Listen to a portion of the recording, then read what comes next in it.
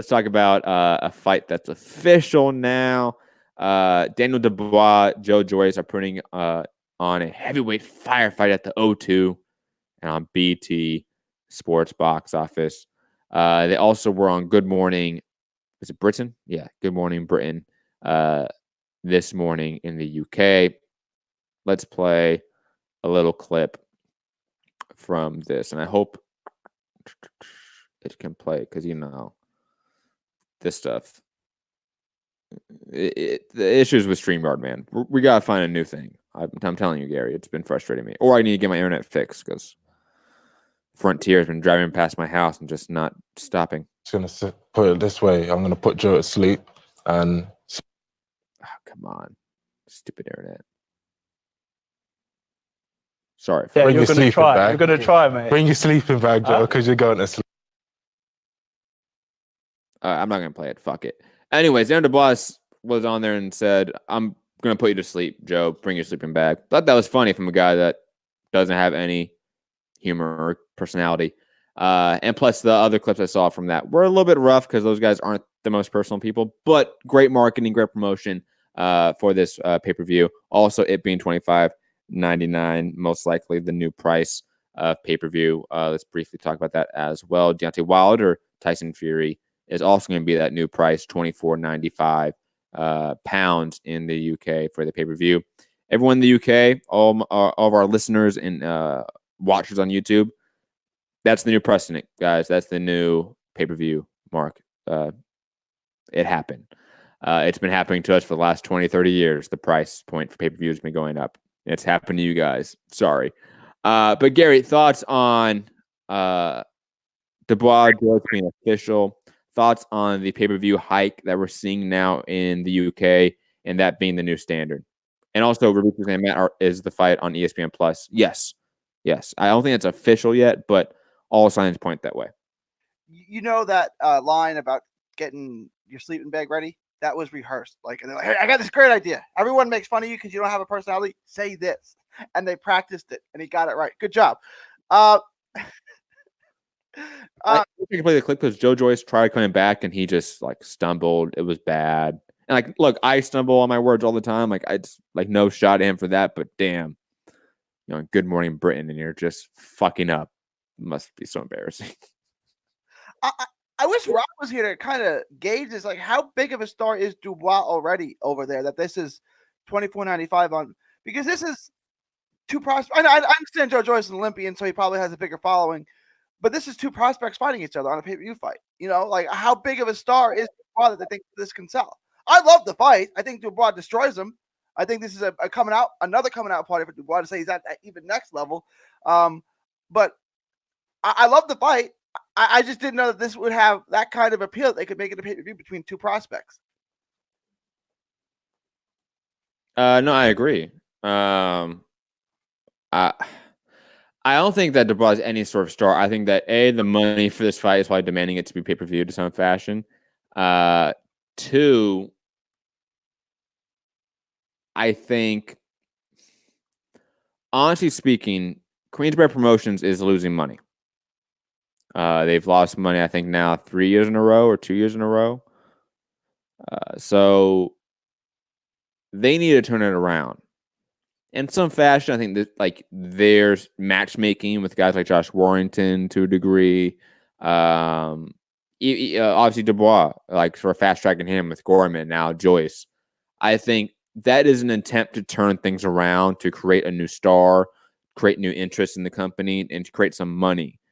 And on top of it, pay-per-views, I think, is sort of a anti-consumer way of increasing your short-term profits in a year. I think that's what they're trying to do here. They're trying to turn around, losing money year after year after year now. And Dubois being the next big star is part of that plan, and B, him being successful on pay-per-view is part of that plan. I would say. Gary? And this is why I was asking Rob, how high can his star rise, Dubois, right? Because the talent's all there. But does he have everything else that can make him a star like AJ has? Rob would say no. I would say if he beats AJ, he's a superstar. right? Because Like that's all he needs. He needs to beat AJ. If he beats AJ, he is a superstar in the UK. If he beats Tyson Fury, I think he's a relative superstar in the UK as well. right, like Evander Holyfield didn't have the same star power that Mike Tyson had because Mike Tyson would say crazy things, do crazy things, and knock everyone's head off. But then Holyfield just beat Mike Tyson, so Holyfield was a star. You know what I'm saying? Like this, it does. And if Dubois can be close to the star AJ is monetarily, well, Queensberry's saved. You know what I'm saying? It's like Golden Boy having Canelo. We're fine. Like, we have this one star in the heavyweight division who knocks everybody out, and he's gonna make me $20 million every time he gets in the ring. We're fine. You know, so that's a lot on Dubois, but it's like watching Zion Williamson. The talent is all there, right? It's like, how great is he going to be? We know he's going to be great, but how great? That's the only question there is with Dubois. I mean, I've never been this high on a heavyweight prospect ever. No, I agree. I agree with everything you're saying. Quickly, oh my God, Gary, who have you brought on to listen to my show, man? Darkness Has Fallen in the chat, which is just a weird name. I think Golden Boy has the next superstar in the making, and his name is Virgil Ortiz. He'll be the one to replace Canelo after he retires. And now Rabisky is saying that's Ryan Garcia, and they're having a little argument in the chat. Look, and also they're saying which one's going to be the next Victor Ortiz. Hilarious. I like how that's now a thing. Which Golden Boy prospect's going to be the next Victor Ortiz? Love that. What's Virgil Ortiz's TV numbers in Mexico? Oh, nothing? Non-existent? Okay. What are his TV numbers on DAZN? Oh, it's not on TV? What are his numbers on DAZN? Oh, we don't know. Oh, they're probably trash. Oh, okay. Yeah, next star, right?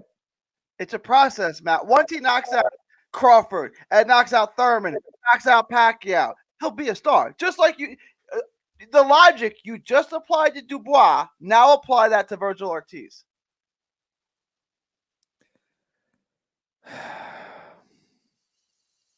I'll put it this way. I never see Virgil Ortiz, even if he beats all those guys, being a superstar. I just don't. Because none of those guys are superstars you just mentioned. Pacquiao. He's never fighting Pacquiao, bro. Like, he's never fighting Pacquiao. And even then, like, Pacquiao's star power, I think, is not the same anymore as it used to be. You know, if Pacquiao fought Thurman in 2009 and we had, like, you know, this version of Thurman back then, you know what I mean? Like, there's some sort of comparison. It would have done 1 million buys, and now it did 500,000. I don't know if even that would make Ortiz a superstar.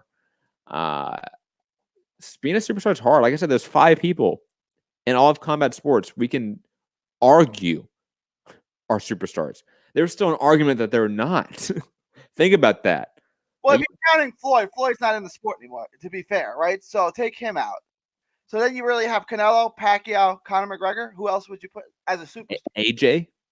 Okay, AJ, sure. That's 4. Yeah. And then you were saying Mayweather was the 5th? Is that? Yeah. Okay, he's retired. But okay, yeah. No. I agree he's retired, but I'm just saying, like, that's who, like, Mayweather come back right now and fight fucking Josito Lopez. He'll do 1 million, yeah. Not 1 million, but he would do 400,000 buys. I think 1 million just because it's Floyd, and like he could lose now because he's 43, and everyone who hates him is going to want to see him lose. You know what I'm saying? I'm not saying he would lose to Josito Lopez, but like the guy hasn't had a real fight in 5 years. I don't know. Maybe he'd lose. Maybe it does a lot because he has now become like a luxury item to a degree. Like his fights, when before, like the Berto fight, which is like 480,000 buys, 450,000 buys. That was right after the Pacquiao fights. Like we were oversaturated a little bit with bad Mayweather fights. You know what I mean? But digressing, I'm sorry. Like Golden Boy has no one on their stable right now that A, has an easy path to stardom, or B, I can even see being a superstar next. And usually speaking, the superstars kind of come out of nowhere. Like Canelo all of a sudden was a 16, 17, 18-year-old fighter doing millions of views in Mexico. And I forget the promotion he was with at the time. And Golden Boy came in and swooped him up. Pacquiao came in all of a sudden was just being a dynamic knockout machine.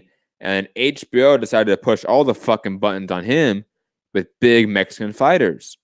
All of a sudden, he became a superstar. And then obviously add in the Oscar De La Hoya superstar fight with Pacquiao, with Mayweather. Those made those guys superstars. They fought another superstar. So, sorry, like Vergil Ortiz, like there's nothing for that guy to be a superstar. There's no path to it at this time. If you would have asked me like 2 years ago who I think has the path to be the next superstar in American boxing, I would have said Jamal Charlo, because you can have a fight with Golovkin, which would do well. And then you can have, ultimately, that would lead up to a fight with Canelo. Could he win those 2 fights? Look what you just did. Now, you'd have to win those 2 fights, but that would be the clearest path to the next American superstar. Now his career is, it's stalled out for the time being. But, like, it's got to go through that path, right? Like, Floyd Mayweather became a superstar off of De La Hoya. Holyfield became a superstar off of Tyson. Lewis became a superstar off of Tyson, right? Like, you have to go through the superstar to be the superstar. Pacquiao went through De La Hoya. You have to put it in front of everyone, and there's only a handful of guys who can do that. And Pacquiao, beating Pacquiao now, does that make you a superstar? No, because they'll just say Pacquiao was too old. You know what I'm saying? Like, think about it. Thurman got the decision nod. Would we be over here sitting here saying that Keith Thurman is now a superstar in boxing? I don't think. Yeah. We would say that he's probably still around the same level of star power, which is a decent level of star power, but not superstar. It's a different stratosphere, man. It is so hard to be a superstar. I think people think things are just too easy in time. Like, I had someone in our comment section for that video from Keith Thurman about him being 192 pounds saying that, oh, he can cut that 50 pounds, no issue. He's 31 years old. He's still in his prime. It's nothing for a guy to do that. And I'm sitting there thinking, holy shit, this person actually thinks like athletes can just drop 25% of their weight. Like it's nothing, and that have no side effects, that not affect their performance at all when they come back. Like, I honestly can't believe somebody thinks that, but people are stupid. Do you know the effects in your heart that does gaining and dropping 50 pounds like that? God, you said 50. You didn't say 15. You said 50, bro. You gain 50 pounds and then lose 50 pounds and gain it back and see the impact that has on your heart. It's not good for you, right? Like, everything works differently when you're 50. You just said lose 25% of his body weight. Like, you think that's easy? I mean, look, he can do it because he's an incredible athlete, but that doesn't make it good for you, and it doesn't make it easy. Can he do it? Yes, he could probably do it. But it's not good for you. It's not easy. No, I absolutely agree. Robisky saying, I agree, Matt. He's a huge Puerto Rican fan. He's Puerto Rican, and I think New York and the tri-state area, I want to say Robisky is. He's saying Miguel Cotto was a star, but not a superstar. Of course, you brought up Miguel Cotto, Robisky. Of course you did. But you're right. Miguel Cotto was not a superstar. He was just sort of a star. He was a guy that back then we would call a what would be the term? God, I'm losing it right now. A middle class pay-per-view draw. I would say Cotto was a superstar in Puerto Rico and New York, and then he was a good name, a big name elsewhere, everywhere else. But that means nothing to me. Yeah, sure. Like Jose Ramirez is a superstar in Fresno. Okay, New York City, a little bit bigger than Fresno. I understand your point. I get your point. Terrence Crawford, superstar in Omaha. Oh. I get it. New York's a little bit bigger than Fresno. It's a little bigger.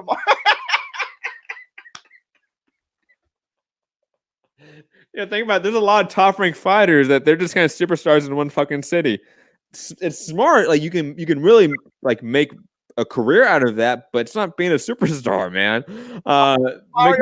Miguel Cotto, he had certain fights, obviously with Pacquiao and Mayweather. If he had won those fights, the conversation about Miguel Cotto becomes different. I think he would have become a superstar. He had the look. He had the background. He had the style of fighting. Like, he had a lot. He was bilingual, too. Like, he had a lot going for him. He just lost those fights.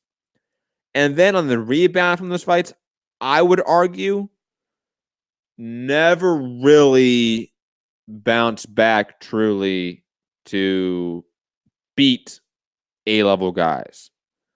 Maybe, like the Margaritos, but like he would lose to like Austin Trout. Like he would lose certain fights where it would really affect him in the in-between of those big fights. Canelo, is from Mexico, just a bigger market than Puerto Rico, just a massive market compared to Puerto Rico. That's just factual. He post Mayweather hasn't lost since. He's beaten Miguel Cotto. Another big fight that Cotto had that if he had won, maybe he's a different, we talk about him in different light. But he didn't. Canelo won that fight. Canelo has won against Ronnie Laura. Canelo has beaten Triple G in the rematch. Like, Canelo has won certain fights to not erase that loss to Mayweather, but mean that it's more of a positive than a negative now, so to speak. Similar, not to the same degree, but just in terms of turning a loss to a positive to some fashion, like Charlo Williams. Like, Williams post that fight has added more value to that win for Charlo and for the fight itself to a degree, both for Williams and Charlo, than previously thought. Lube and Charlo, same sort of degree. I wanted to add one thing. You said that Canelo beat Lara. Canelo got a decision victory over Lara. He certainly didn't beat Lara. Okay, it's a semantics game, but okay, cool. I thought he won the fight. I had like 9-3 or something like that for Lara. Lara didn't do anything. Man. He didn't do anything. You can't win a fight without landing a punch. And at least Canelo landed some body work. Side, like, meaningless shots. Like, Lara out jabbed him. Lara beat him from range, and then they did nothing. Body shots, in my opinion, are always more important than a jab. If I land a body shot on you and you land a jab on me, my body shot counts more than your jab. Sorry. I feel like that should be obvious. Okay, are we in a clinch where there's no leverage on this shot, or is it a clean? If it's a clean body shot, I absolutely agree. Look, throw out all the context, is it this type of jab? Is it this type of body shot? Doesn't matter. A body shot counts more than a jab on average, generally speaking. On average, I agree, yes. Okay, there you go. That's why.